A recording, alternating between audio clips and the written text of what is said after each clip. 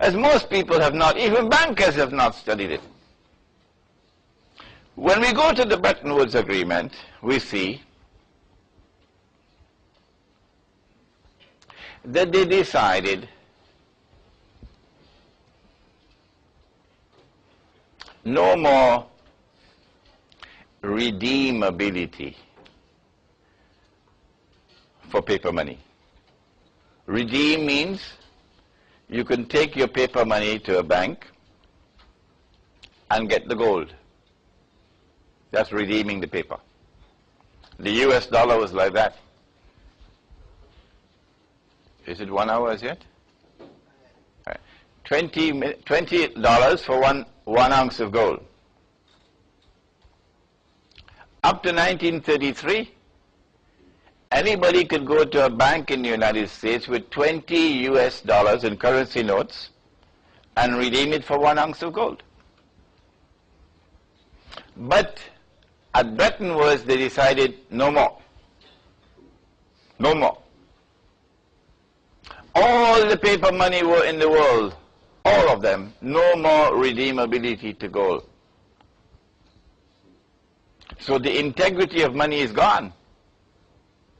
But you needed a fig leaf to cover your nakedness. So they decided one currency would have the fig leaf, the US dollar. That will give to the US dollar some respectability. And when the US dollar declares that it declares, in God we trust, you saw it? It's because the US dollar is the only paper money in the world which is redeemable in gold. Not your ringgit and not their rupiah. And Bretton Woods declared that the redeemability would be at $35 an ounce of gold. But Bretton Woods declared that not Tom, Dick, and Harry. No, you can't go to Uncle Sam and say, here's my $35, give me the ounce of gold. Only central banks. Only central banks. So what, central banks are the only people going to be using this money? No. All of mankind are using this money. And so, number one, to destroy the redeemability to gold meant destroying the integrity of money. And number two, declaring that only central banks can redeem the US dollar, nobody else, meant that this money had only 0.1% integrity. It was totally fraudulent. Well, then where were the scholars of Islam? Where were the muftis in the 1940s? Where were they? Could they not see? If you're not allowed to speak, like my freedom to speak, I don't think will last for long again. And my freedom to travel, I don't think would last for long again. But if I don't have the freedom to speak, and if I don't have the freedom to travel, can't I at least write? Can't I publish something? So today, in the year 2007, I could pick up this paper written by a scholar of Islam in 1945, in which he analyzes the Bretton Woods Accord and declares that this is an international monetary system that is utterly fraudulent. Where do we have that document today? From Bretton Woods, therefore, emerged this international monetary system. The US dollar is pegged to gold. It is redeemable at $35 an ounce.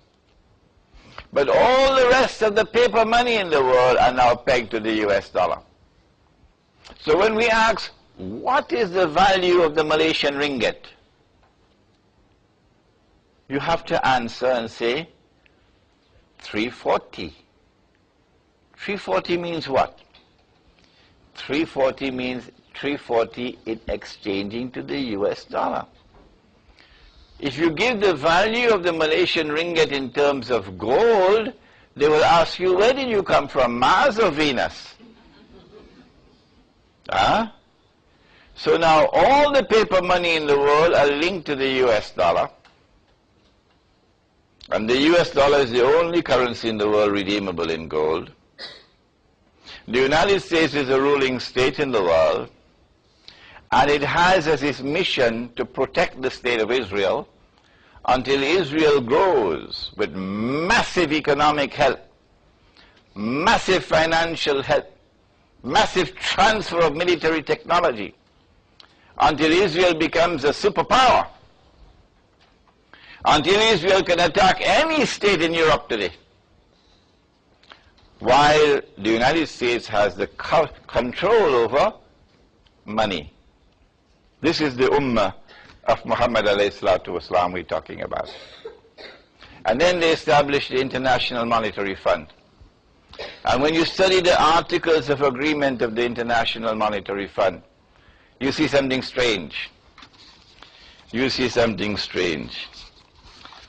Prohibiting money to be linked with gold. You can link your money to rambutan, no problem. You can link your money to durian, no problem. You can link your money to anything that they sell in Pasar Malam, no problem. But you cannot link your money to gold. No, gold cannot be used as legal tender. Go ask your government of Malaysia today. Go and ask them, why is gold not allowed as legal tender? They cannot answer that question. None of them. No, they can't. Why?